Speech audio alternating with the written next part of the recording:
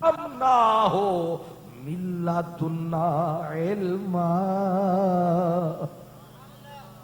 خضر علیہ السلام کا ذکر جب بڑائی سے فرمایا، خود مالک نے قرآن میں بتایا، فرمایا ہم نے اس بندے کو خاص علم سے سرفراز فرمایا تھا، اس لیے وہ راہبر بن کے آیا۔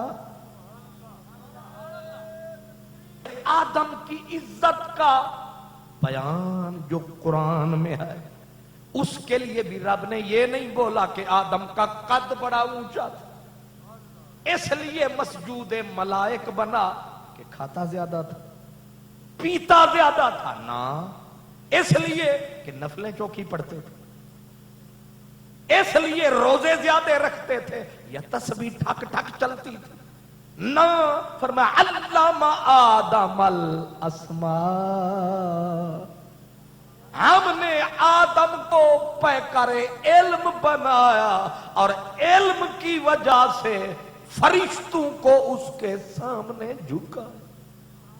بلکہ کمال تو یہ ہے ہم جس نبی کی امت ہیں اور ہماری طرف جو قرآن آیا، جو کتاب آئی، اور کتاب کے اندر جو نور ہے، اور اس نور کی پہلی آیت جو ہمارے نبی پہ آئی تھی وہ کیا تھی؟ اقرا، پڑھ، کیا ہے؟ نہ پڑھ، کرو نا ترجمہ، اقرا پڑھ یا نہ پڑھ، چلو پڑھو نہ پڑھو ترجمہ تو ٹھیک کرو۔ اقرا پڑھ، جس امت کے اوپر آنے والی کتاب کا پہلا لفظ ہو پڑھ، وہ امت رہ جائے ان پڑھ۔ اس سے بڑا غضب کیا ہے؟ جس امت پہ آنے والی کتاب کا پہلا لفظ اقرا پڑھ، وہ امت رہ گئی ان پڑھ۔ اس سے بڑا ستم کیا ہے؟ کیا یہ نہیں ہے نون والقلم وما یسطرون؟ قسم ہے دوات کی، قسم ہے قلم کی۔ جس رسول کو رب نے وڈیایا، جس رسول پہ رب نے احسان عظیم فرمایا اور احسان کا اظہار فرمایا، کیا فرمایا؟ فرمایا علامہ کا ما لم تکن تعلم۔ مدنی عربی، تجھ پہ تیرے رب کا سب سے بڑا احسان، بڑا احسان یہ ہے کہ رب نے تجھے وہ پڑھایا۔ اس کا مطلب یہ ہے کہ علم پڑھائی کوئی بڑی شان ہے۔ الرحمن علم القرآن، رحمان نے پڑھایا قرآن۔ اب خود سوچو کہ یہ علم چیز کیا ہے؟ حضرت مولا علی کہتے ہیں کہ خدا نے تقسیم فرمائی، دنیا کو دولت دی، مجھے ہمیں علم دیا، ہم خوش ہیں اللہ کی تقسیم پہ۔ یاد رکھو یہ علم چیز ایسی ہے، العلم نور اللہ، علم نور اللہ ہے۔ وہ جو بصیر پور میں سو رہا، پے کر علم کتب العلماء غوث المحققین، العلم نور اللہ، علم خدا کا نور ہے، اسے کیوں ملے جو پر قصور ہے، یہ پرلے درجے کے مکاروں سے دور، کیونکہ علم اللہ کا۔ اسی لیے آج کل لوگ مکاری کرتے ہیں، علم جب پڑھ نہیں پاتے تو علم کے خلاف ہو جاتے ہیں اور کہتے ہیں کہ یہ علم شلم، علم شلم، یہ ہے جاہلوں کی فلم۔ علم شلم اے حکے کی چلم، علم کو کہتا ہے شلم، اے کالے انگارے، علم کو شلم بولتا ہے بدبخت کہیں کا، علم العلم نور اللہ۔ سلطان باہو فقیر وہ بھی تھا قادری پیر، اس نے کہا علم و باج کرے فقیری تے کافر مرے دیوانہ، وہ نہ کر بہانہ، سب کچھ سمجھتا ہے زمانہ، نہیں سمجھے حضرت میاں محمد بخش رحمت اللہ علیہ، وہ کہتے ہیں پڑھنا علم ضرور بندے، قرآن بھی حدیث بھی، اور جو نہ مانے علم کو ہے پکا خبیث بھی، اور یہ ہے فقیروں کا بیان، کرو اس طرف دھیان، کیا پڑھنا علم ضرور بندے نو تے کیتا فرض الہی، کردہ علم دلے نو روشن تے ہندی دور سیاہی۔ اور آپ نہیں جانتے ہم جو 11ویں کے پیر کو مانتے ہیں، مانتے ہیں کہ نہیں مانتے؟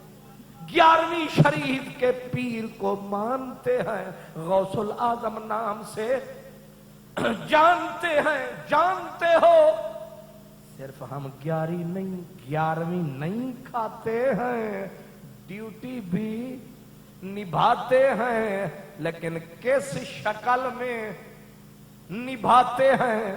تھوڑی دیر کے لیے سینے پہ ہاتھ دھرو اور ادھر توجہ کرو، حضور غوث پاک کا مدرسہ تھا، کیا تھا؟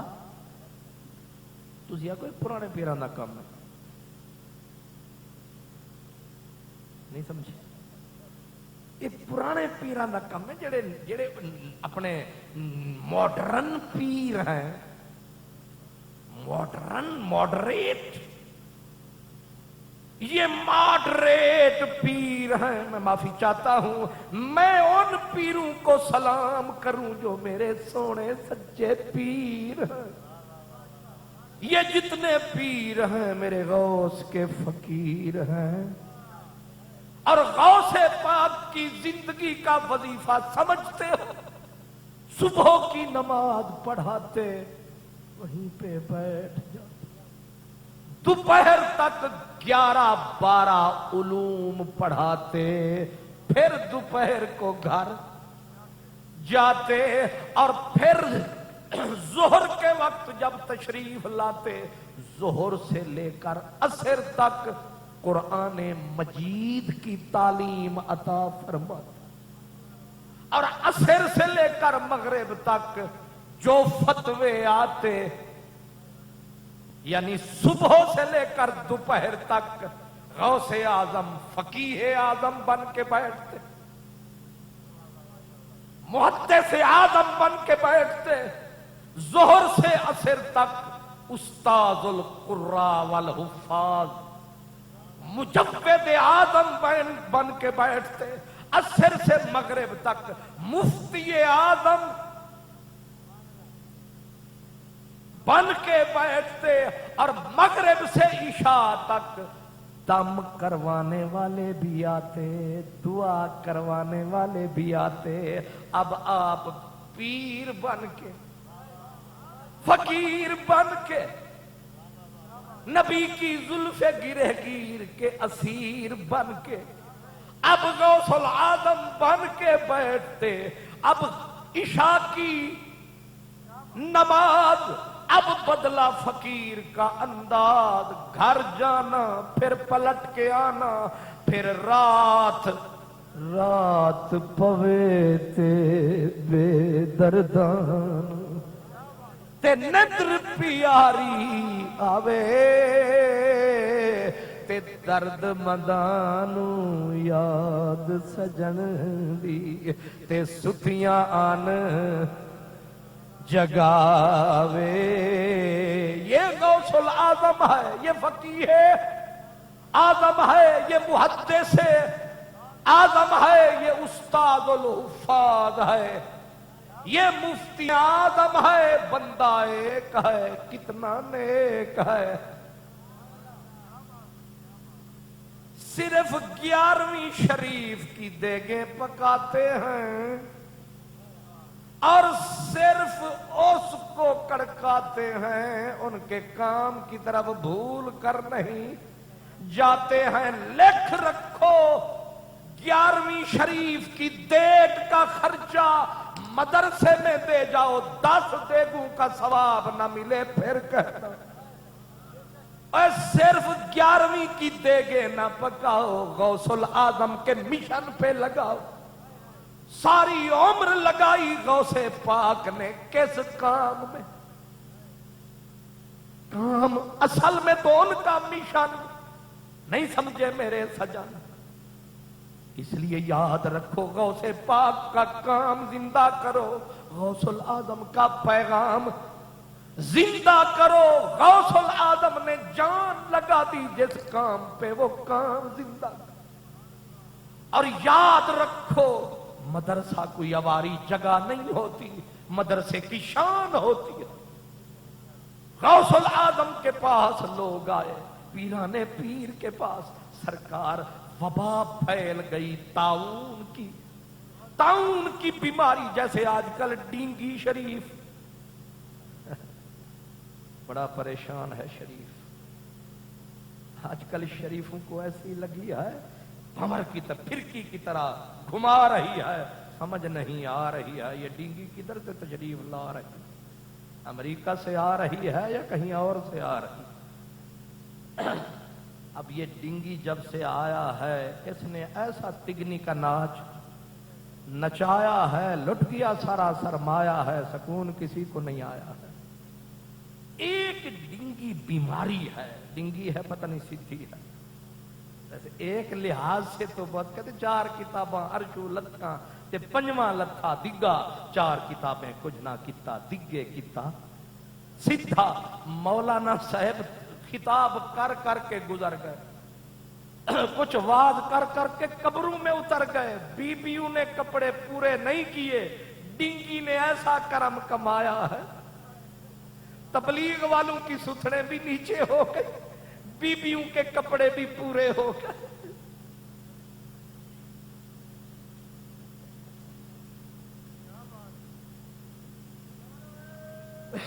اصل میں جب رات کے 12 بجے کے بعد تقریر ہوتی ہے تو بیچ میں یہ نمک شمک آ جاتا ہے. یہ صرف جگانے کے لیے ہے، نیند کو بھگانے کے لیے ہے. ویسے تسی آپ ایک چیک کر لویے، ستے ہو کہ جاگ دے ہو جڑے. آج دوہرا رنگ ہے، مستی میں نبی کا ملنگ ہے. آج جامعہ تعلیم القرآن حنفیہ کا عجیب ہی رنگ ہے. اس لیے یاد رکھو غوث پاک کو لوگوں نے کہا حضور طاعون کی بیماری آ گئی، روزانہ جنازے نکل رہے ہیں، دوائی کارگر نہیں ہوتی، دعا کر سونا. آپ نے فرمایا دعا بھی کروں گا دوا بھی. وہ سونا دوائی آپ حکیم ہو، فرمایا ہاں دوائی بتاتا ہوں. کون سی؟ پپیتے کے پتے نہیں. توانو شاید دی قدر نہیں، میرے لاہوروں آئے بیٹھے نابزہ انہاں نوں پوچھو جیڑا پپیتا 5 روپے دھکے کھاندا سی 400 روپے دا کلو نہیں لبدا. کسی نے فرمایا ہے کہ پپیتے کا پتا ڈینگی کو سیدھا فرماتا ہے. اس دن سے پپیتے کو پر لگ گیا، ہاتھ ہی نہیں آتا ہے، ہاتھوں سے چھوٹتا ہی چلا جاتا ہے. اب جو آپ نے فرمایا کہ دعا بھی کروں گا اور دوا بھی کروں گا. سرکار دعا تو ٹھیک ہے، فقیر جو ٹھہرے، دوا کیا ہے؟ نہ گھبراؤ میرے مدرسے میں آؤ، میرے مدرسے میں جو گھاس اگ آئی ہے ایک ایک دن کا کھاتے جاؤ، بیماری سے جان چھڑو۔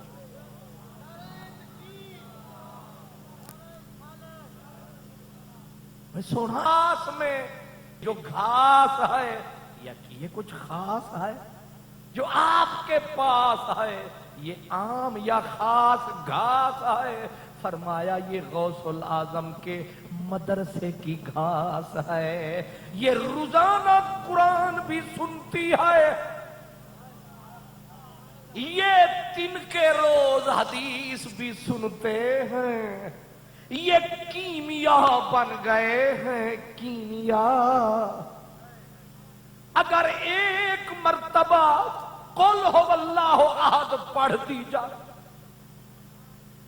مشکات شریف کی شرح ہے، مرقات شرح مشکات حدیث کی کتاب کی شرح میں لکھا ہے کہ مکے میں ایک بزرگ تھے، نام تھا حضرت خالد، گئے مکے والے بڑے قبرستان میں جسے جنت المالا کہتے ہیں، جا کے اللہ اللہ کرتے کرتے آنکھ لگ گئی قبروں کے پاس، دیکھا سارے قبروں والے نکلے ہوئے ہیں، ٹولیاں بنا کے ایک دوسرے سے کچھ لے رہے ہیں، پوچھنے لگے خواب میں اقامت القیامہ، کیا قیامت آ گئی؟ سارے قبروں سے نکل آئے ہو؟ انہوں نے کہا قیامت نہیں آئی، 1 سال پہلے ایک بندہ آیا، اس نے قل ہو اللہ احد پڑھ کے ہمارے کھاتے لگایا ہے، رب نے نور قل ہو اللہ کا برسایا ہے، سال گزر گیا بانٹتے بانٹتے ختم ہونے میں نہیں آیا ہے۔ تو جس جامعہ حنفیہ میں 50 سال کے قریب آج اسے پھل نہ لگتا تو کیوں نہ لگتا، قدرت نے اسے ثمر بہار فرمایا ہے اور اس کو دوہرا رنگ چڑھایا ہے، اور آج قاری صاحب کا بیٹا دولہا بن کے آیا ہے، اور یہی ایک کامل مومن کا کامل سرمایہ ہے۔ اسی لیے آج ہم نے دوہرا جشن منایا ہے، اسی لیے خطاب آج لیٹ شروع، لیٹ نہیں ہے، یہ ٹائم پہ ہے، کیونکہ آج کی رات ہر کٹ کو دیکھا ٹھک تھی، یہیں سے پلے تھے، تسی بول گئے تھے اسی رول گئے۔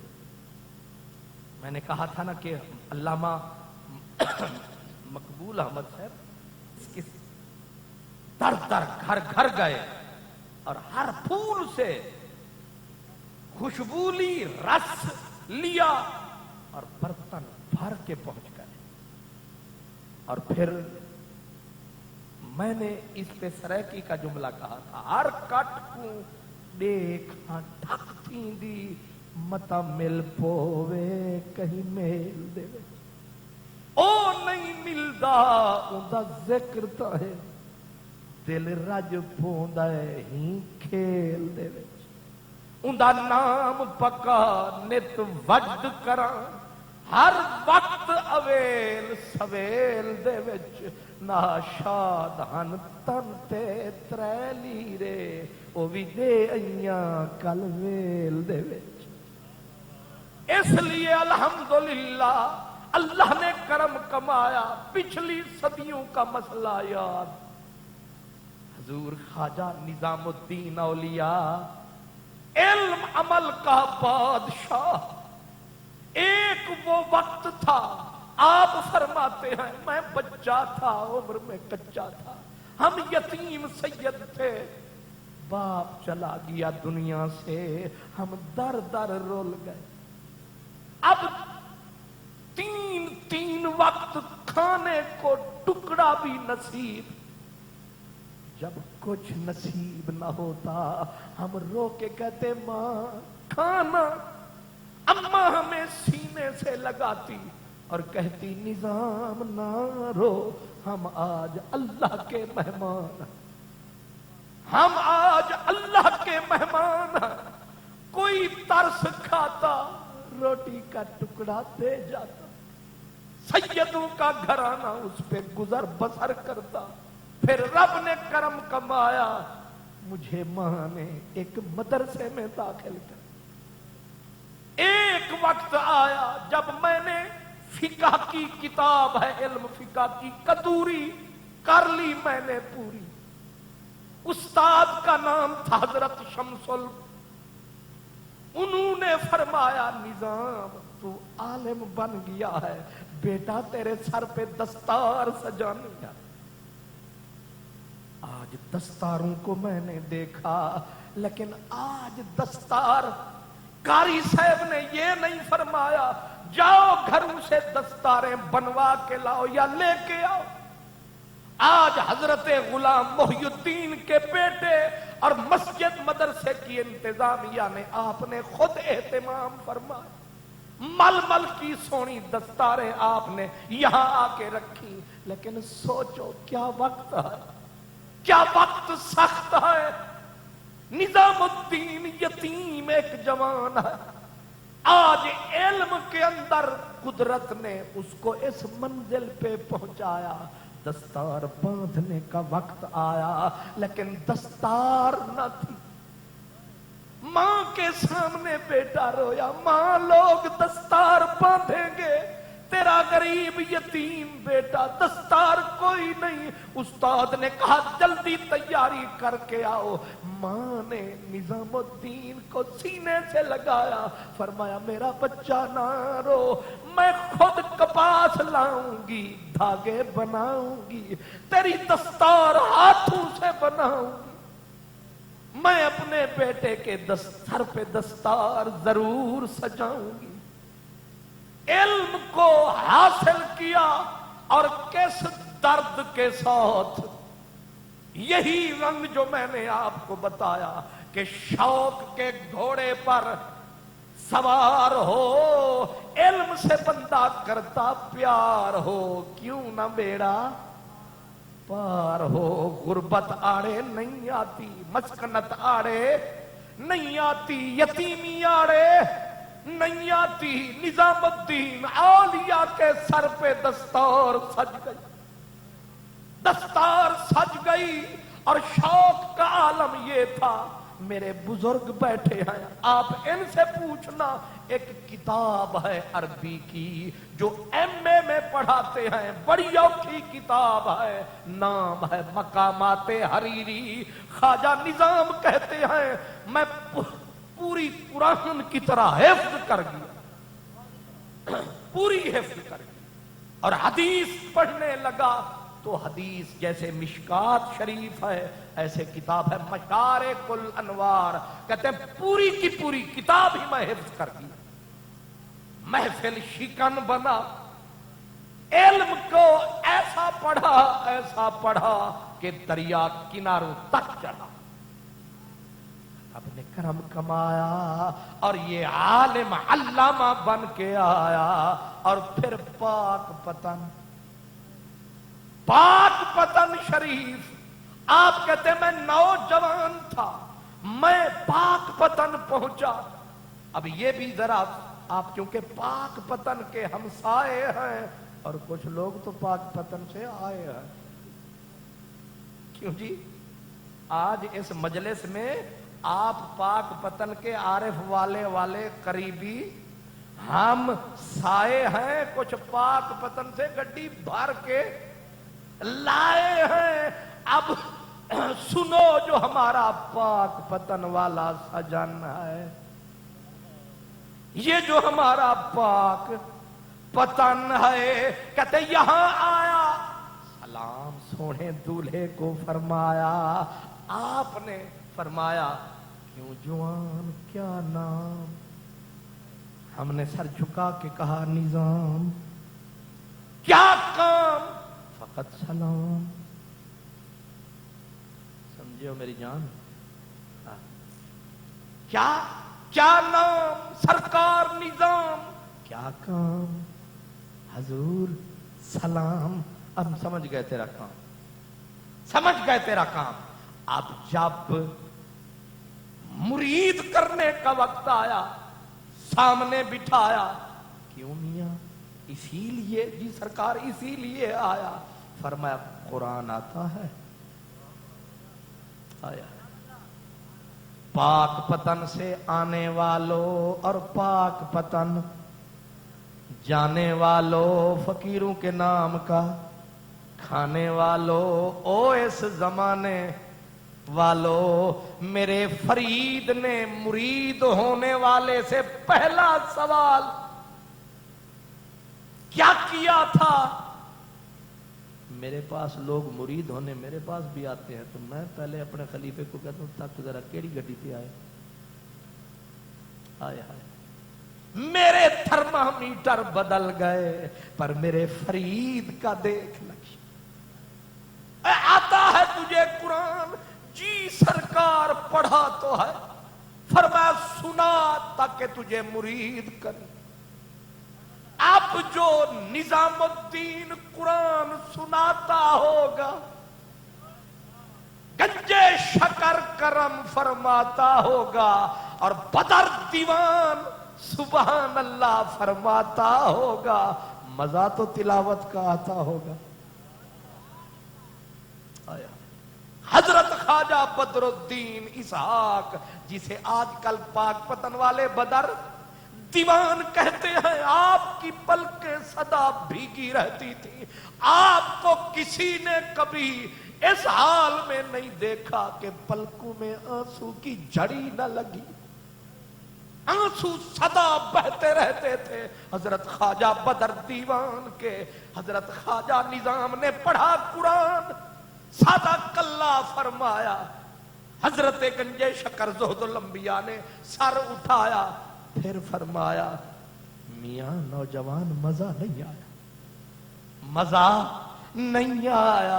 ہاتھ جوڑ کے کہا مزہ ہوتا تو تیری چوکھٹ پہ کیوں روتا. ہن عشق بنایم چس سائیں لکھوار اساڑی بس سائیں. وہ سونا نہ لطف ہے نہ چس ہے نہ رس ہے, اسی لیے تیرے در پہ آئے ہیں.